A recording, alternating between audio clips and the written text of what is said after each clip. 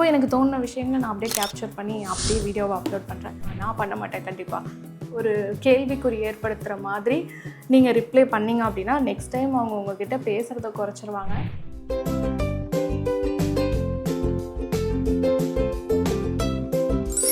ஹே guys, good morning. என்னோட morning routine இப்போ தான் முடித்தேன். அந்த மார்னிங் ரொட்டீனில் கடைசியாக நான் பண்ணுறது வந்து ரீடிங். இப்போ நான் படிச்சுட்ருக்கிறது இந்த பிறரிடம் சகஜமாக பேசுவது எப்படி, இதை தான் படிச்சுட்ருக்கேன். இது வந்து 92 உக்திகள் இந்த புக்கில் இருக்குது. மற்றவங்கக்கிட்ட எப்படி நம்ம பேசணும், நம்ம பேசுகிறதன் மூலியமாக அவங்க வந்து ஒரு ஃப்ரெண்ட் ஆகுறதோ இல்லை ஏதோ ஒரு மீட்டிங் அந்த மாதிரி எதுலையாவது நம்ம பிஸ்னஸ் ரிலேட்டடாக பேசுகிறோம் அப்படின்னா இந்த இதில் கொடுத்துருக்குற உக்திகளை பயன்படுத்தி நீங்கள் அவங்கக்கிட்ட வந்து நீங்கள் நினைக்கிற விஷயத்தை ஜெயிச்சிடலாம். ஒரு ஃப்ரெண்ட்ஷிப் உண்டாக்குறது இல்லை பிஸ்னஸ் மீட்டிங்கை வந்து உருவாக்குறது. முன்னாடி வந்து டேல் கார்னகி அவரோட ஒரு புக் நான் படிச்சிருக்கேன். இவங்க ஸ்டார்ட் பண்ணும்போதே அந்த டேல் கார்னகி அவர்களோட புக்கை பற்றி தான் சொல்லி ஸ்டார்ட் பண்ணுவாங்க. அந்த உக்திகள் வந்து இப்போ யூஸ் ஆகிறது இல்லை அப்படின்னு சொல்லி தான் ஸ்டார்ட் பண்ணியிருந்தாங்க. சரி, நீங்கள் சொல்லுங்கள், நீங்கள் சொல்கிறது எப்படி இருக்குன்னு கேட்போம் அப்படின்ட்டு தான் நான் இதை படிக்க ஸ்டார்ட் பண்ணேன். இதில் குட்டி குட்டியாக இருக்கும் ஒவ்வொரு சாப்டர்ஸும். 92 உக்திகள் இருக்குது இல்லையா? ஸோ எல்லாமே யூஸ்ஃபுல்லானதான்னு கேட்டால் கிடையாது. நிறைய இது நான் படிக்கும்போது தட்டி விட்டுட்டு போகிறது அப்படின்னு சொல்லுவாங்கள்ல. ஸோ நிறைய உக்திகள் அந்த மாதிரி இல்லை, இது வேணாம், இது ஒர்க் அவுட் ஆகாது அப்படிங்கிற மாதிரி தான் தள்ளிட்டு போனேன். பட் ஒரு சிலது நல்லாவே இருக்குது.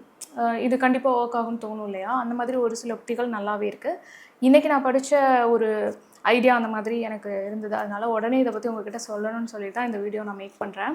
குட்டி குட்டி சாப்டர்ஸாக இருக்கும். அதனால தான் மார்னிங்கில் நான் படிக்கிறதுக்காக இதை வாங்கினேன். இந்த புத்தகத்தோட விலை வந்து 499 ரூபாய். இது வந்து இந்த கண்டென்ட்டுக்கு இல்லைன்னு தான் சொல்வேன், ஒர்த்துலன்னு தான் சொல்வேன். இப்போதைக்கு நான் எத்தனாவது உக்தியில் இருக்கேன்னா 59வது உக்தியில் இருக்கேன். 59வது ஐடியாவில் இருக்கேன். அதாவது 58 தான் இப்போ பேச போகிறது. 59வது அடுத்தது நாளைக்கு படிக்கலாம். இப்போ 58. உங்களை பாராட்ட பிறரை தூண்டுவது எப்படி, அதுதான் இந்த உக்தியோட தலைப்பு. மற்றவங்க நம்மளுக்கு ஏதாவது ஒரு காம்ப்ளிமெண்ட் கொடுக்கும்போது, நம்மளை பாராட்டும் போது நம்ம எப்படி அதுக்கு ரியாக்ட் பண்ணுறோங்கிறத பற்றி தான் இந்த ஒரு ஐடியா. யாராவது நம்மக்கிட்ட வந்து நம்மளை பாராட்டுறாங்க, நம்ம போட்டிருக்க ட்ரெஸ் நல்லாயிருக்கு, உங்கள் ஹேர் ஸ்டைல் நல்லாயிருக்கு, நீங்கள் வச்சுருக்க பேக் நல்லாயிருக்கு, உங்களோட செப்பல் நல்லாயிருக்கு, இந்த மாதிரி ஏதாவது ஒரு காம்ப்ளிமெண்ட் கொடுத்தாங்க அப்படின்னா நம்ம அதுக்கு எப்படி ரியாக்ட் பண்ணுவோம்? சிலர் தேங்க்யூ அப்படின்னு சொல்லுவாங்க, சிலர் வந்து ஸ்மைல் பண்ணுவாங்க, சிலர் இந்த ட்ரெஸ்ஸே நல்லா இருக்குன்னு சொல்கிறீங்க, இதை நான் எப்போயோ ஒரு டைமில் வாங்கினேன், அது வெளுத்து வேற போயிடுச்சு, ரொம்ப பழசாயிடுச்சு அப்படின்னு சிலர் வந்து சொல்லுவாங்க.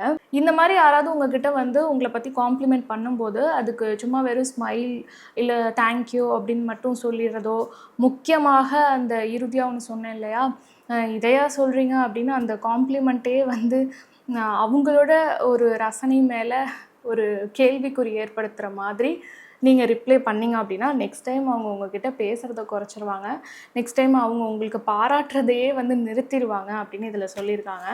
இது உண்மையும் தான் கூட. நம்ம போய் யார்கிட்ட காம்ப்ளிமெண்ட் பண்ணும்போது அவங்க திரும்பிக்கிட்டு இதையா சொல்கிறீங்க அப்படின்ட்டு கேட்டாங்கன்னா நெக்ஸ்ட் டைம் அவங்கள நம்ம காம்ப்ளிமெண்ட் பண்ணுவோமா? நான் பண்ண மாட்டேன் கண்டிப்பாக. ஸோ நம்மக்கிட்ட யாராவது அந்த மாதிரி பாராட்டுதலை தெரிவிக்கும் போது என்ன நீங்கள் ரிப்ளை பண்ணணும்னா, இதில் வந்து ஃப்ரெஞ்சுக்காரர்களை பற்றி சொல்லியிருந்தாங்க. அவங்க எப்படி இந்த மாதிரி பாராட்டுதலுக்கு ரிப்ளை பண்ணுவாங்கன்னா, உங்கள் நல்ல மனதை நான் மெச்சுகிறேன் அப்படின்னு சொல்லுவாங்களாம். இது மொழிபெயர்ப்புங்கிறனால இப்படி இருக்குது. இங்கிலீஷில் வந்து அவங்க சொல்லுவாங்க, ஃப்ரெஞ்சில் அவங்க சொல்லுவாங்க. நம்ம என்ன சொல்லலாம் அப்படின்னா, உண்மையை தான் நீங்கள் சொல்ல போகிறீங்க, ஆனால் வெறும் தேங்க்யூ இல்லை அவங்களோட ரசனையை கொஸ்டின் பண்ணுறதுக்கு பதிலாக நல்ல விதமாக அதை சொல்ல போகிறீங்க.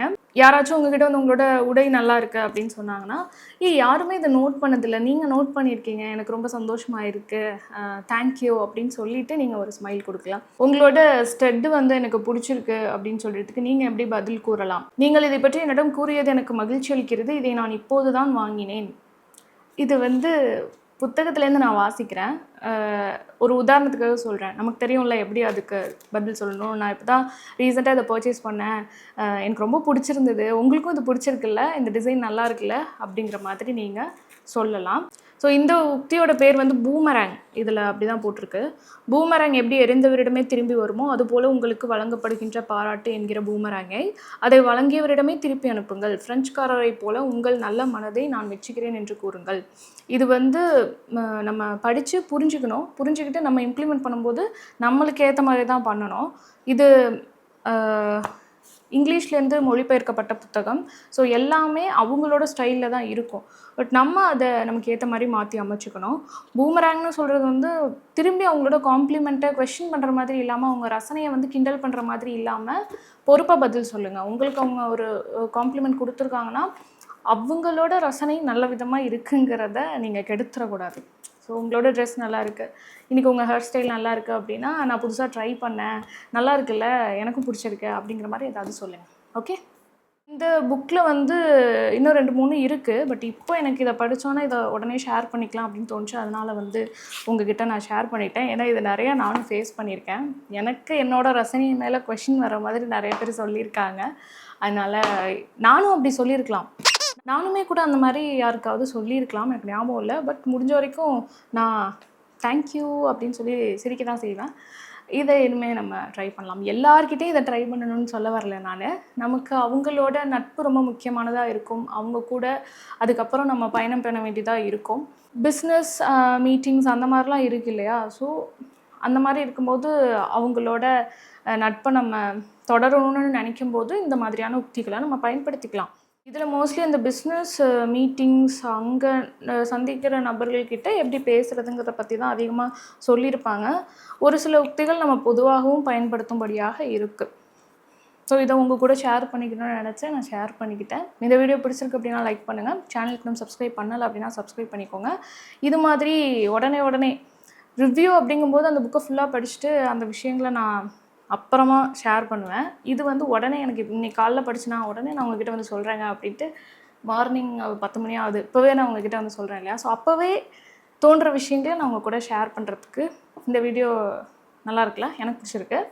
இந்த திங்கிங்கை இப்போ எனக்கு தோணுன விஷயங்களை நான் அப்படியே கேப்சர் பண்ணி அப்படியே வீடியோவை அப்லோட் பண்ணுறேன். இது ஃப்யூச்சரில் இன்னும் இதே மாதிரி பண்ணலாம். இந்த மாதிரி ஏதாவது படித்து உடனே உங்கள்கிட்ட ஷேர் பண்ணிக்கணும்னு தோணுச்சுன்னா ஷேர் பண்ணிக்கிறேன்.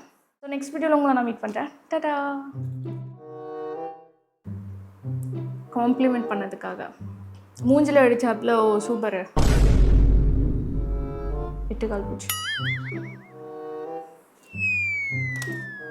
கண்ணாடி போட்டு பேசிகிட்டு இருக்கீங்களா? அது வந்து லைட்டை காமிச்சிட்டே இருக்கும்.